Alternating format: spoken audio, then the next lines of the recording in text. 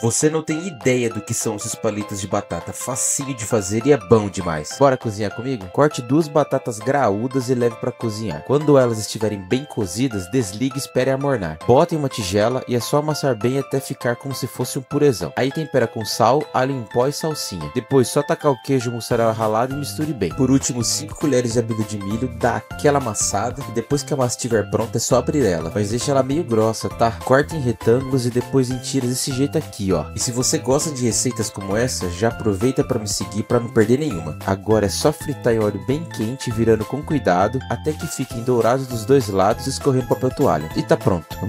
Olha que maravilha.